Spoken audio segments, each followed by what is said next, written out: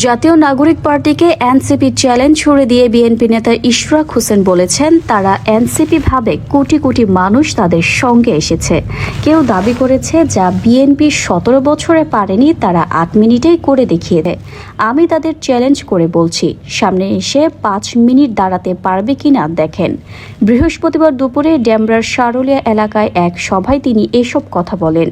ডেমরা থানা বিএনপির সদস্য গ্রহণ ও নবায়ন কর্মসূচি 2025 উপলক্ষে সভাটি করা হয়। ইশরাক হোসেন বলেন, বিএনপি একটি ঐতিহাসিক দল। আমাদের দল কারো কাছে মাথা নত করে না।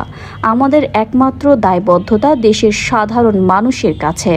আগামী নির্বাচনে দেশের মানুষ ধানের শীষ প্রতীকে আস্থা রাখবে। আজকের রাজনৈতিক সংকট, অর্থনৈতিক ভঙ্গুরতা, বৈদেশিক নীতির দুর্বলতা ও মানসিক অবক্ষয় থেকে উত্তরণের জন্য বিএনপিকে রাষ্ট্রীয় ক্ষমতায় আনতেই হবে। তিনি আরও বলেন, আমরা ধৈর্য ধারণ করছি, প্রতিশোধমূলক আচরণ করিনি।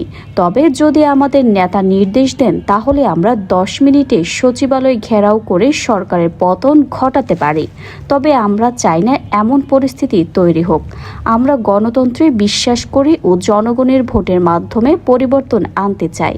নির্বাচন কমিশনের কর্মকাণ্ড নিয়ে সমালোচনা করে বিএনপির এই নেতা বলেন, এই কমিশন সময়ক্ষেপণ ছাড়া আর কিছুই করছে না।